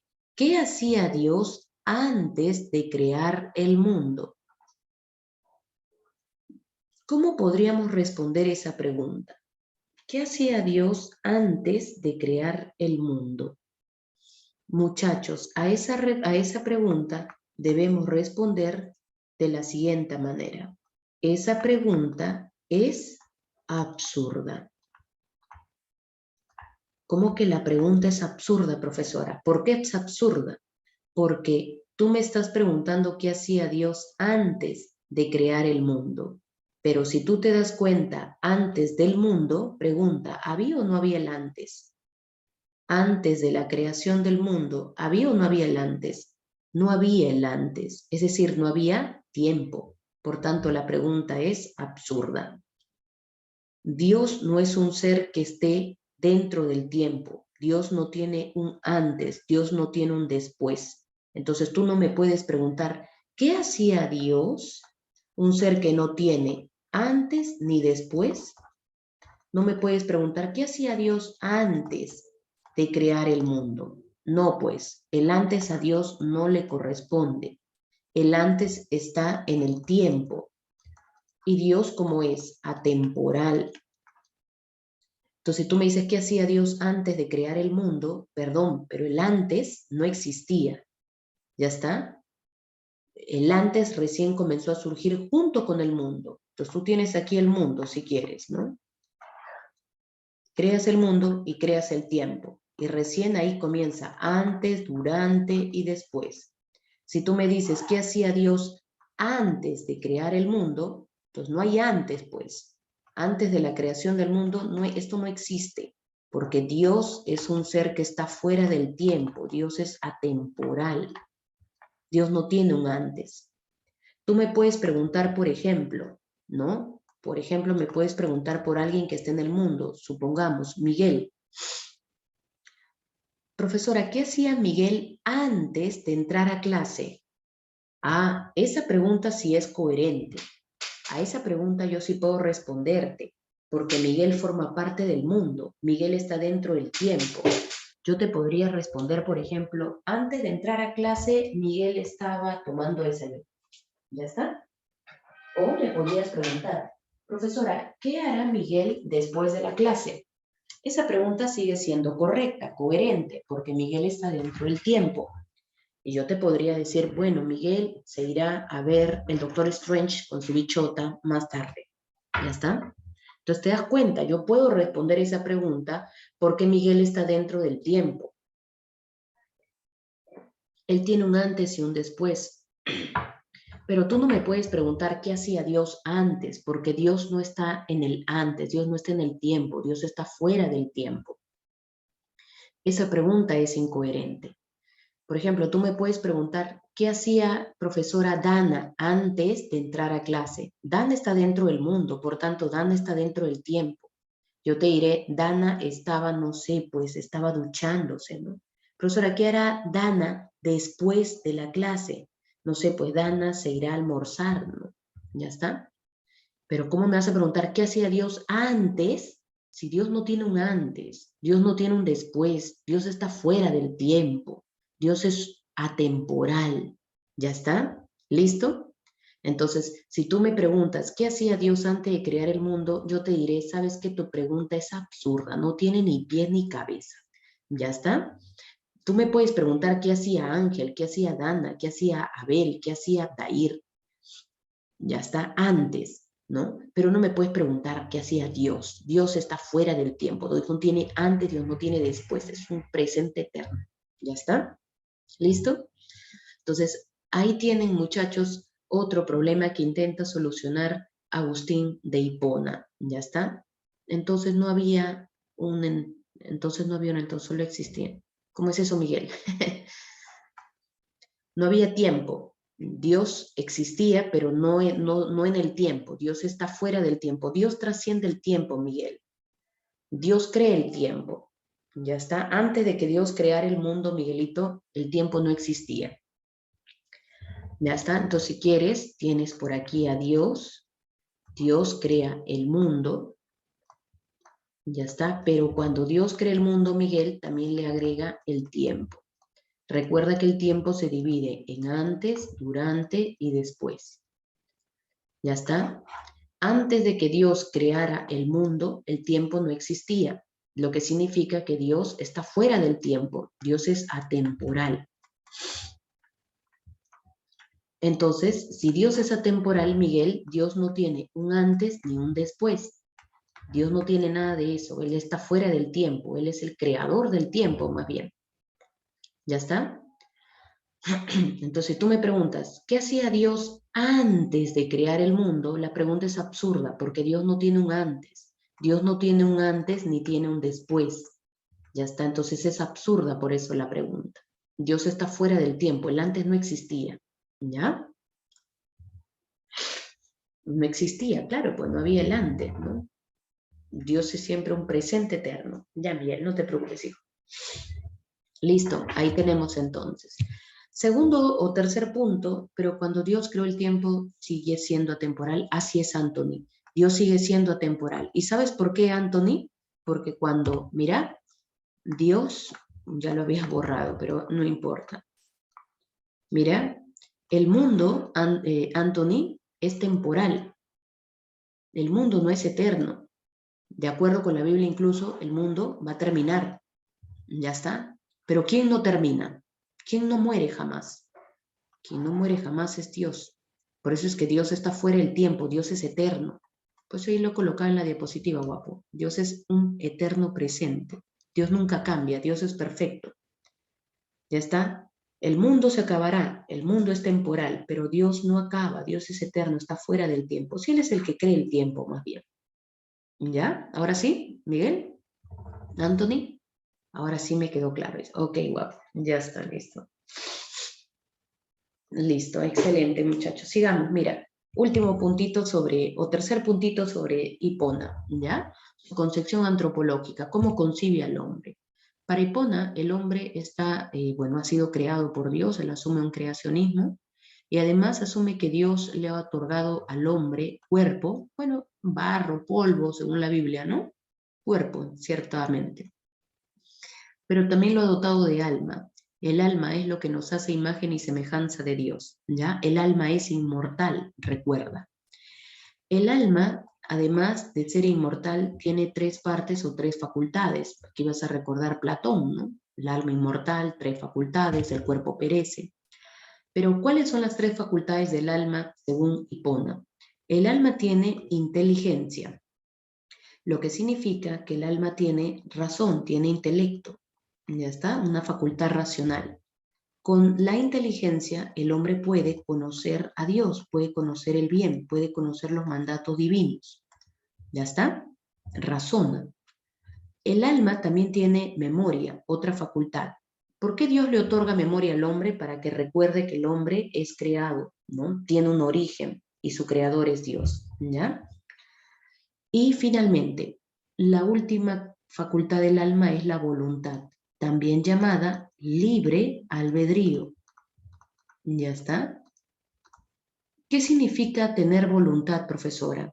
Significa que el hombre con su voluntad puede decidir obedecer los mandatos divinos o puede desobedecer los mandatos divinos. Profesor, entonces voluntad es la capacidad de decidir del hombre. Así es. Dios en su infinita bondad le dio al hombre la capacidad de que él elija, de que él sea libre. ¿Qué se desprende de esto, muchachos? Lo siguiente, mira, date cuenta. El hombre con su inteligencia, puede conocer el bien, pero el hombre con su voluntad podría hacer el bien o podría hacer el mal. A ver, muchachos, el hombre conoce el bien y según Hipona podría hacer el mal. Pregunta, ¿en contra de quién van estas ideas? A ver si recuerdas, ¿en contra de qué filósofo de la antigüedad van estas ideas? Excelente, muchachos, en contra de Sócrates. ¿Y por qué en contra de Sócrates? A ver, ¿qué de Sócrates se te viene a la mente que te hace pensar que eso va en contra de él?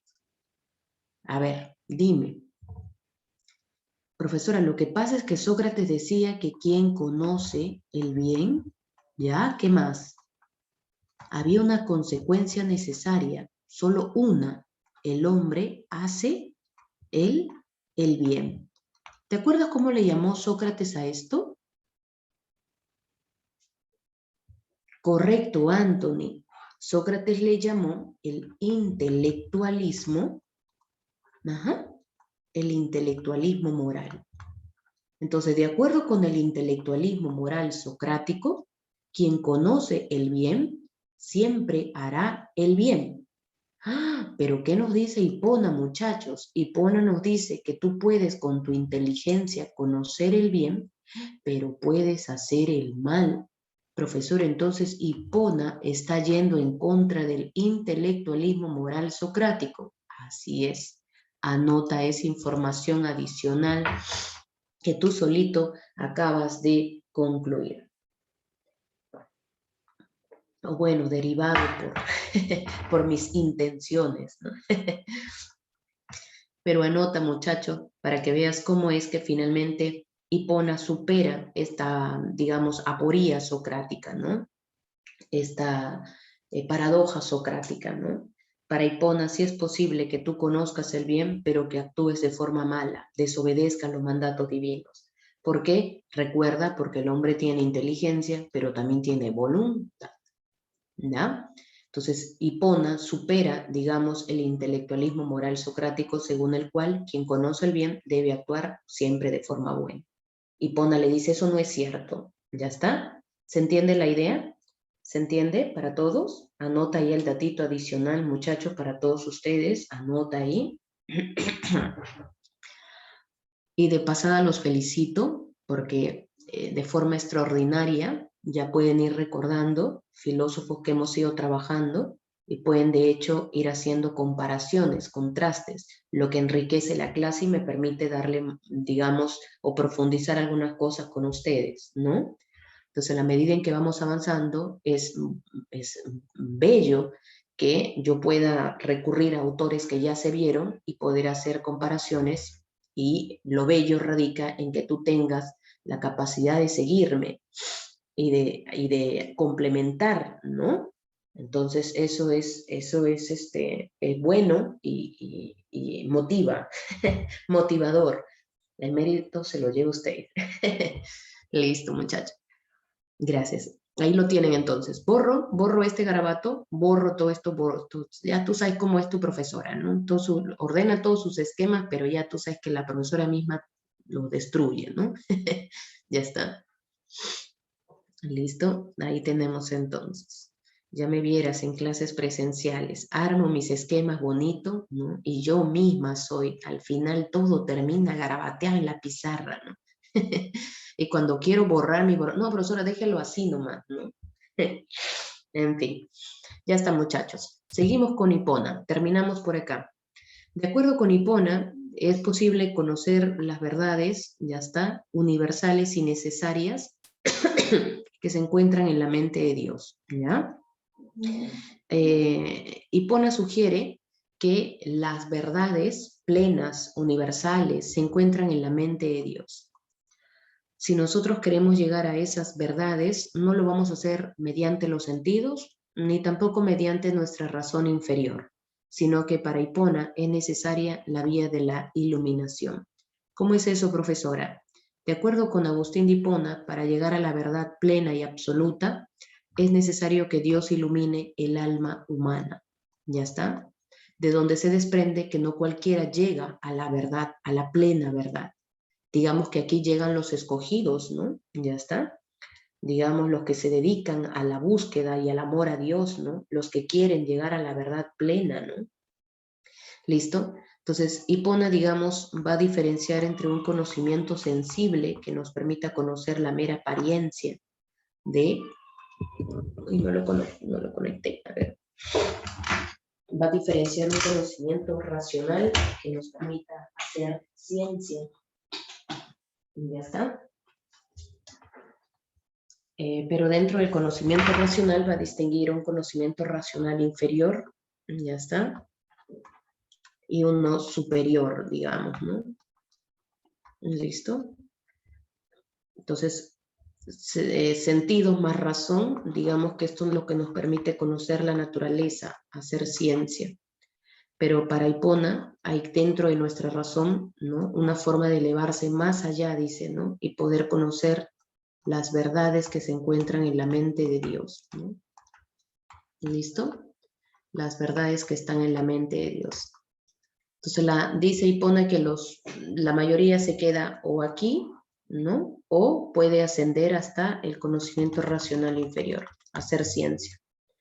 Pero no todos llegan a este último nivel, ¿no? Aquí llegan los preparados, porque esa es la sabiduría plena, dice él, conocer las ideas que están en la mente de Dios, ¿no? Bueno, esa es su forma, digamos, de estructurar los niveles de conocimiento, ¿no? Sensible, racional. Nos remite a Platón otra vez, ¿no? Conocimiento sensible, racional, pero bueno, Hipona casi añade una diferencia, ¿no? Razón inferior, razón superior, ¿ya? Entonces, conclusión, si queremos llegar a la plena verdad, a través de la vía de la iluminación. Dios debe preparar, iluminar nuestra alma, nuestra facultad intelectiva, ¿no? Otro problema importante, ya está. Otro problema importante, ¿listo? Es, por ejemplo, también el problema del mal, ¿ya? ¿Listo? Luego al final vemos ese contraste, ¿ya? El problema del mal, ¿ya está? La pregunta es, si Dios es un ser sumamente bueno, ¿por qué existe el mal en el mundo? ¿Ya? ¿Cómo explicamos eso? Si Dios creó el mundo, Dios es bueno, ¿cómo es posible el mal en el mundo? A este problema, muchachos, primero hay que recurrir, digamos, a el maniqueísmo. Para poder responder esa pregunta, ya está, Agustín de Hipona en un primer momento abrazó una secta religiosa llamada el maniqueísmo. El maniqueísmo, ¿no?, sostenía que en el mundo existían dos fuerzas que estaban en pugna, la luz y las tinieblas, el bien y el mal. Entonces, para los maniqueos, habían como dos fuerzas que estaban en lucha, en pugna constante, de modo que si tú actuabas de forma buena, era porque el bien se apoderaba de ti, pero si tú actuabas de forma mala, era porque el mal se apoderaba de ti. ¿De dónde se desprende que el responsable del mal no era el hombre, sino esa fuerza que había en el universo? Ontológicamente hablando, dos fuerzas en lucha, en pugna. Agustín de Hipona, muchachos, abraza durante su juventud esta idea del maniqueísmo y la hace suya. Y dice, si el mal existe es porque existe una fuerza maligna que está luchando con el bien. Sin embargo, luego Agustín de Hipona se desenamora del maniqueísmo y dice, no, no pueden haber dos fuerzas que estén en el universo, porque eso significaría que si Dios es el bien, existe otra fuerza tan poderosa como Dios, ¿no? De modo que Dios ni siquiera puede acabar con esa fuerza. Entonces Dios ya no sería todopoderoso. Habría otra fuerza maligna que tenga el mismo poder que Dios. Entonces, eso no lo acepto. Por tanto, dice Hipona, abandono el maniqueísmo, ya está, y voy a decir que solamente existe Dios, la luz, el bien, y Dios ha creado el mundo. Entonces, si alguien viene y me pregunta, si Dios es un ser bueno, ¿por qué existe el mal en el mundo? Yo responderé que no. El mal en sí, ontológicamente hablando, no existe. solo existe el bien. Lo que ocurre es que la gente, en la medida en que se va alejando de Dios, lo que va a encontrar es ausencia de bien. Pero por ausencia de bien no debe entenderse el mal. ¿Ya está? El mal ontológicamente no existe, solamente en el mundo existe una fuerza y esa es el bien, nada más. ¿Ya está? Ahora, lo que sí existe es el pecado y al pecado le podemos llamar mal moral.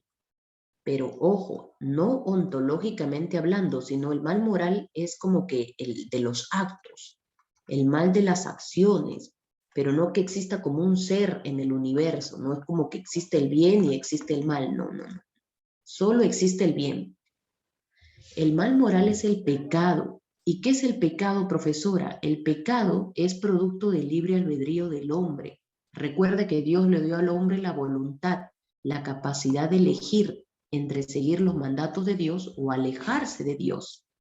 Entonces, cuando el hombre se aleja de los mandatos de Dios, lo que genera es el pecado, el mal moral. ¿Ya está? Pero no te olvides, el mal moral de los actos, no como que existe en el universo. ¿Ya? Entonces, lo que existe, va a decir Hipona, es el pecado, el mal moral, el mal de las acciones, generada por el libre albedrío. ¿Ya? Entonces, subrayemos aquí la palabra clave, libre albedrío. ¿Ya? Ahora, Hipona también señala que a las enfermedades, a los dolores, a los padecimientos físicos también le podemos llamar mal, pero le llamamos a ellos el mal físico. ¿Ya está? Entonces, para Hipona, tu dolor de espalda, tu dolor, tu gripe, ¿no? La muerte, son males físicos que arrastramos, dice Hipona, producto pues del pecado original, ¿no? De la expulsión de Adán y Eva del Edén, ¿no? Desde ahí venimos arrastrando este mal físico, dice Hipona, ¿no?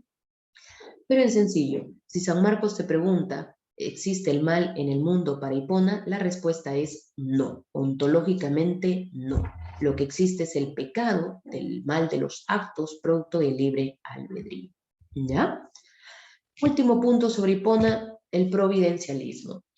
Hipona, muchachos, es, digamos, creyente, ¿no? De que Dios ya ha planificado la historia de la humanidad. Cuando tú escuches la palabra providencialismo, asóciala al toque con planificar. Entonces, para Hipona, Dios ha planificado nuestra historia. Dios ya conoce nuestro pasado, nuestro futuro. Dios ya conoce los actos que va a realizar el hombre. Claro, Dios ha creado el mundo y en la medida en que lo creó, conoce su origen, el Génesis, y conoce su fin, el Apocalipsis.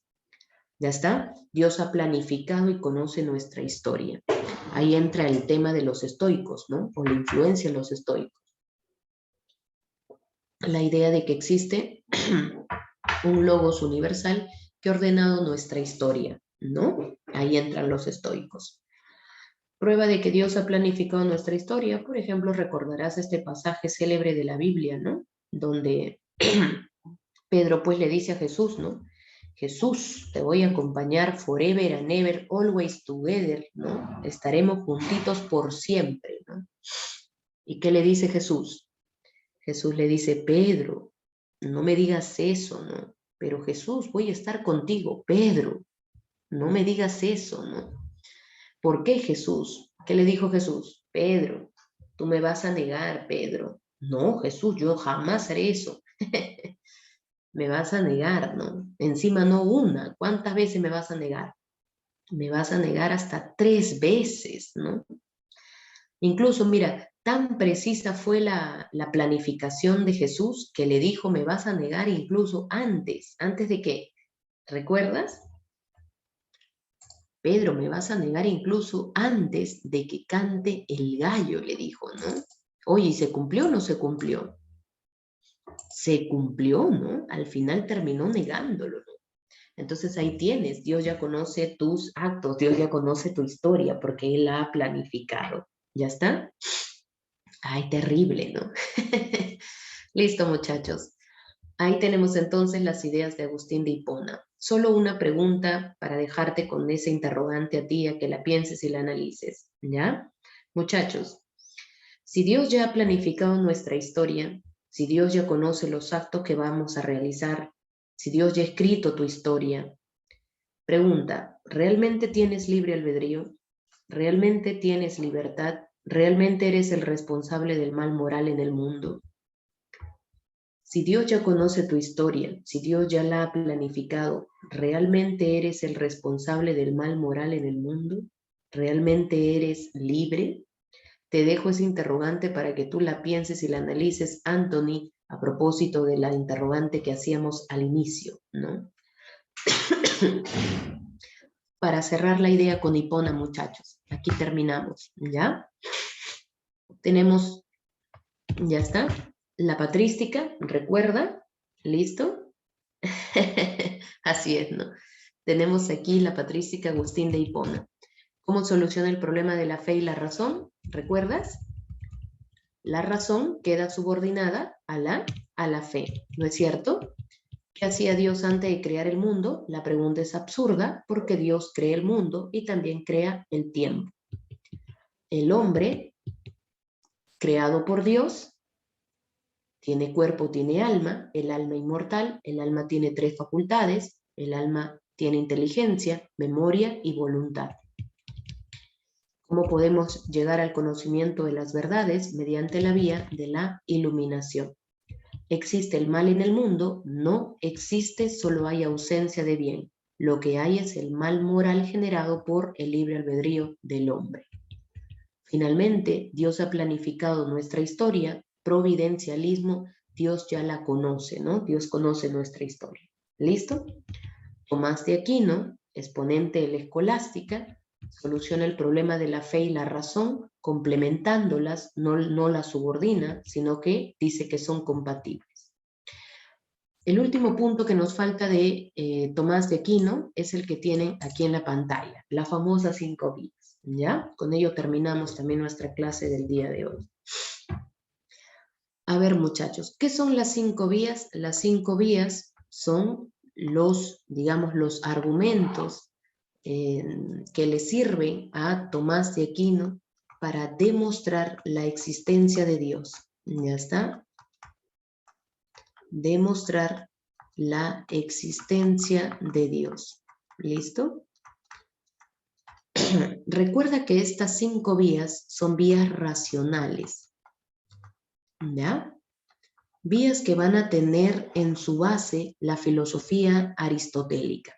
Entonces tú vas a recordar prácticamente todo Aristóteles aquí, ¿ya? Las 5 vías, muchachos, tienen un punto de partida. El punto de partida siempre van a ser las cosas de este mundo, las cosas del mundo de la experiencia, de nuestro mundo. De una característica que aquí no encuentren las cosas, va a desprender la existencia de Dios. Por ejemplo, vía del movimiento, primera vía. Aquino encuentra que las cosas que están en este mundo tienen movimiento, son movidas. Ya lo decía Aristóteles, para que las cosas surjan se requiere de un movimiento. Para que la materia adquiera una forma específica se requiere de un movimiento. ¿Ya está? Y así sucesivamente. Entonces, para que las cosas surjan, tienen que haber movimiento, tiene que haber cambio. Pero, como ya decía Aristóteles, el cambio no es hasta el infinito, sino que existe un primer motor que inicia toda la cadena de movimiento, pero a él no lo mueve nadie. Aquino va a decir lo mismo. Los objetos son movidos. Para que surjan las cosas, tiene que haber cambio en movimiento. Pero el cambio en movimiento tiene que haber sido generado por un primer motor. Ese primer motor ciertamente tiene que ser inmóvil. Ya está, nadie debe haber, digamos, o no debe haber otro motor anterior. ¿Listo? Porque si hubiese otro motor del que este primer motor dependiera, entonces la cadena sería otra vez hacia atrás, hacia el infinito. Entonces, para Aquino, debe haber un primer motor que inicie toda la cadena del movimiento en el mundo, pero que a él no lo mueva nadie. Ese primer motor para Aquino va a ser Dios. Es como algo así, ¿no? En el mundo hay movimiento. pero ese movimiento proviene de un primer motor. Ese primer motor es Dios, pero Dios es inmóvil. ¿Ya está? Lo que significa que a Dios nada lo ha movido, ¿no? O nada, no hay nada anterior, sino que Él es inmóvil, pero genera todo el movimiento en Él, en el mundo, como su creador, ¿no? Entonces ahí tienen la primera vía, ¿ya? Dios es el primer motor inmóvil. Segunda vía, las cosas tienen causas, ya lo decía Aristóteles, 4 causas: material, formal, eficiente, final, ¿ya? Las cosas requieren de causas, pero así como la vía anterior, la cadena no puede ser hasta el infinito, la línea de causalidades no puede ser hasta el infinito. Digamos, como habíamos mencionado en la clase de Aristóteles, ¿no? Tú puedes transformar una mesa en una silla en una, no sé, no sé, se me ocurre, a ver, un banquito, pero no puedes estar transformando las cosas hasta el infinito, ¿no? Por más de que recurras a las causas y las utilices para darle una nueva forma, la cadena no puede ser hasta el infinito. ¿De dónde se sigue? Que el mundo, ¿no es cierto? El mundo es el efecto, ¿ya está? Que debe haber sido causado, tiene su causa, ¿ya está? Así como todo en el mundo tiene causa-efecto, tiene causalidad, el mundo es el efecto y tiene su causa. Esa causa tiene que ser incausada, es decir, nada debe haberla causado, porque supongamos que Dios sea la causa del mundo y yo diga que Dios fue causado por alguien anterior, entonces significaría que Dios es el efecto y habría otra causa. Entonces, lo que nos llevaría otra vez una cadena hacia el infinito. Por tanto, Dios tiene que ser la causa del universo, pero Dios tiene que ser una causa incausada, es decir, nada debe haber causado a Dios. Pero Dios es causa del mundo, ¿ya? Entonces ahí tiene la segunda vía. Dios es la causa incausada, ¿ya? Tercera vía, vía de la contingencia. Recuerda que la contingencia, ¿no? Lo contingente es aquello que puede existir o que también podría no existir. ¿Ya está? Dice Aquino que las cosas que están en el mundo son contingentes. Es decir, el mundo pudo haber existido, pero el mundo también pudo no haber existido. Eso es parte de la contingencia. Contingente es aquello que puede existir o podría no existir, no necesario. Y sin embargo, dice Aquino, el mundo existe. Pudo no haber existido, pudo no haber sido creado, pero sin embargo existe. Pero si el mundo existe es porque fue creado por un ser que tiene que ser necesario, es decir, un ser que necesariamente sí debe existir. Porque supongamos que el ser que ha creado el mundo no es un ser necesario, sino contingente. Si Dios fuese un ser contingente, significaría que pudo existir o que pudo no existir. Entonces, si Dios no existió, ¿cómo explicamos que el mundo exista? Entonces, conclusión, Dios no puede ser un ser contingente. Dios tiene que ser un ser necesario. Dios necesariamente existe de modo que Él creó el mundo, de modo que Él pudo pensar o analizar si creaba o no creaba el mundo. El mundo es contingente, Dios no puede ser contingente, Dios es necesario. ¿Ya está? El mundo pudo haber sido creado, pudo no haber sido creado, pero Dios sí debe existir de forma necesaria. ¿Ya está? Cuarta vía. En el mundo hay grados de perfección, no encontramos la suprema perfección. Si hay grados de perfección es porque existe la plena perfección. Esa plena perfección solo puede ser Dios. Última vía. Las cosas tienden a un fin, ya lo decía Aristóteles, tienden a un telos, tienen un propósito, un fin. De acuerdo con Aquino, si las cosas tienden a cumplir un fin determinado es porque existe una inteligencia universal ordenadora que ha predispuesto que las cosas cumplan ese fin. Los estoicos, la inteligencia universal que hace que las cosas cumplan un fin determinado. Esa inteligencia ordenadora tiene que ser solamente Dios. Por lo tanto, Dios existe por 5 razones. Es el primer motor del mundo, es la causa incausada, es el ser necesario, es la plena perfección y es la inteligencia que ha hecho que las cosas cumplan una determinada función. ¿Listo? Ahí tienen entonces, muchachos, las 5 vías que le permiten a Tomás de Aquino demostrar que Dios existe. ¿Ya está? ¿Hasta aquí? ¿Se entendió para todos? ¿Se entendió? ¿Hasta ahí? ¿Se entendió? Listo, muchachos. Hemos visto también a Guillermo de Ockham cómo soluciona el problema de la fe y la razón.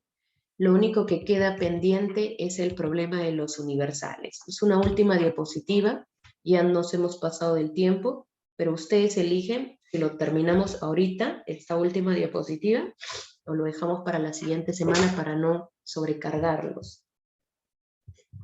A ver, ustedes eligen. ¿Acabamos? De una vez ya, profesora, dice. Ahorita, de una vez ya, profesora. Ok. Listo. Domingo de gloria, dice. Profesora, domingo, amén. Ok, listo. Y luego vamos a almorzar, profesora. Ok, listo. Terminamos entonces por aquí. El problema en los universales, muchachos, fue un problema que se desarrolló en la baja escolástica, ¿ya? Vamos a hacerlo sencillito. El problema de los universales, o mejor dicho, por universales deben entenderse conceptos generales, deben entenderse ideas, ¿ya? Pues este va a ser un problema que se va a desarrollar ya, digamos, para el fin de la escolástica, ya siglo XV. La pregunta que se va a formular aquí es si existen los universales, ¿ya? Y si se responde de forma afirmativa, la pregunta va a ser ahora si primero son los conceptos o si primero son las cosas. Si primero son los universales o si primero son las cosas. Es decir, ¿primero es el concepto mesa o primero es el objeto concreto? ¿Primero es el concepto silla o primero es el objeto? ¿Primero son los nombres o las cosas? ¿Primero es el concepto árbol o primero es el objeto árbol? ¿Qué es primero? ¿Los universales, los conceptos o las cosas? ¿Ya? Entonces, ese va a ser un problema que se va a desarrollar aquí en la baja escolástica. Para poder simplificar este problema y que lo entiendas de modo facilito y dinámico, vamos a recordar por aquí a Platón y vamos a recordar también a Aristóteles. Recuerda que tanto Platón como Aristóteles hablaban de ideas o esencias. ¿Ya está? ¿Listo? Pero hay una diferencia. A ver, muchachos, para Platón, ¿dónde están las ideas? ¿Dentro de las cosas o fuera de las cosas? Correcto. Las ideas están fuera de las cosas. Pregunta, ¿cuál es anterior? ¿Cuál es primero? ¿Cuál es anterior? ¿Las ideas o las cosas? Correcto. Entonces vamos a colocar por aquí que las ideas son anteriores a las cosas. Pregunta, ¿dónde existen las ideas según Platón? ¿Dónde están las ideas? Profesora, en el mundo inteligible. Excelente. ¿Ya? Eso es Platón. Aristóteles. Aristóteles también hablaba de ideas o esencias, pero para Aristóteles, ¿dónde estaban las esencias? ¿Dónde estaban las ideas? Dentro. ¿Dentro de dónde? Profesor, estaban dentro de las cosas. Ya están las ideas, las esencias, estaban dentro de las cosas. O sea, las esencias aparecen, podríamos decir, junto con las cosas, ¿no es cierto? Inmanente, junto con las cosas. Están en las cosas, ¿no es cierto? ¿Estamos hasta ahí? ¿Listo? ¿Estamos? Listo. Esta ayuda, memoria, nos va a ayudar, muchachos, a resolver rapidito el problema de los universales. Y te vas a dar cuenta cómo. Primera pregunta, ¿existen los universales? Con respecto a esta primera pregunta, tenemos dos respuestas o dos posturas. Tenemos el realismo, que dicen que sí existen los universales. Y tenemos, mira, el nominalismo, que niega que existan los universales. Vamos a enfocarnos en los realistas. Dos posturas, mira, ya está. realismo exagerado, realismo moderado. Ambos sostienen que los universales sí existen, pero discrepan en la siguiente pregunta. ¿Ya? ¿Listo? ¿Primero son los conceptos o primero son las cosas? Aquí vamos a tener un encuentro de opiniones. Mira, para simplificarte las cosas, el realismo exagerado va a asumir una postura parecida a la que asume Platón sobre las ideas. La postura del realismo moderado se va a parecer a la postura que asume Aristóteles sobre las ideas. Ahora, con ello no te estoy queriendo decir que Platón sea un realista exagerado ni que Aristóteles sea un realismo moderado, ¿ah? No, recuerda que Platón y Aristóteles son antiguos, acá estamos en la baja escolástica, siglo XV. Pero sí te va a ayudar un poco para que puedas asociarlos como una mnemotecnia, como una ayuda a memoria. Vas a ver por qué, mira. Los realistas exagerados dicen que los universales sí existen, ¿ya? Ahora les preguntamos, ¿primero son los universales o primero son las cosas? A ver, pregunta, ¿qué crees que dirán los realistas exagerados? ¿Qué es primero? A ver, ¿qué dirán? Mira, recuerda Platón, ¿qué dirán? Claro, los realistas exagerados van a decir no, los universales son primeros. Los universales surgen ante ren. Profesora, ¿qué significa ante? Antes, ren, cosa. Entonces los universales surgen antes de las cosas. Los universales son primero que las cosas. Platón decía que las ideas existen en el mundo inteligible. Los medievales dicen que los universales existen primero en la mente de Dios. Representante, Anselmo. Vamos con los realistas moderados. Primera pregunta, ¿existen los universales? Sí. ¿Qué son primero, los universales o las cosas? A ver, ¿qué dirán los realistas moderados? ¿Qué dirán? ¿Antes o al mismo tiempo? ¿Antes de las cosas o al mismo tiempo? Al mismo tiempo, profesora, correcto. Entonces los realistas moderados dicen los universales sí existen, pero los universales existen al mismo tiempo que surgen las cosas. O sea, los universales existen junto a o en las cosas. ¿Viste? Aristóteles, ¿sí o no? Los universales son como formas o esencias que están en las cosas. Representante, Aquino. ¿Viste que nos recordó a Platón y Aristóteles? Facilito, ¿sí o no? Borro entonces este garabato por aquí. Ya está, sencillito, mira. Y terminamos por aquí con el nominalismo. El nominalismo es la postura que va a defender Guillermo de Ockham, ¿ya? De quien ya hablamos hace un ratito. Guillermo de Ockham dice que los universales no existen, no son anteriores a las cosas. Todo lo que hay, dice Ockham, son cosas particulares. O sea, para Ockham solamente existen los objetos concretos. Profesora, ¿y los universales? Los universales, dice Ockham, son como conceptos que hemos creado nosotros los seres humanos. Los universales no son anteriores a las cosas ni surgen con las cosas, no. Los universales son conceptos que hemos creado nosotros los seres humanos para agrupar cosas. ¿Ya está? Por ejemplo, yo he creado el concepto mesa para referirme a un grupo de mesas concretas. He creado el concepto manzana para referirme a 10 manzanas. He creado un concepto silla para referirme a 10 sillas, a 10 objetos. Entonces, Ockham dice que nosotros hemos creado los universales para referirnos a las cosas. Entonces, los universales surgen post-rem, es decir, posterior a la cosa. Son creados por el hombre. Para terminar, en la medida en que nosotros hemos creado los universales, hay que practicar la economía del lenguaje, es decir, hay que solo crear los conceptos que sean necesarios. A eso también se le denomina la navaja de Ockham, que dice que no hay que multiplicar los entes sin necesidad. En otras palabras, la navaja de Ockham quiere decir lo siguiente. Para un grupo de cosas, ¿ya está? Tú puedes crear un solo concepto. ¿Ya está? Una sola idea. ¿Listo? Entonces, para, por ejemplo, 10 de estos objetos, ya está, yo creo el concepto silla. Entonces, Ockham dice, si los conceptos sirven para agrupar un conjunto de cosas, hay que crear los conceptos que sean necesarios. El problema de aquella época de Ockham era que los medievales solían establecer un nombre para cada cosa.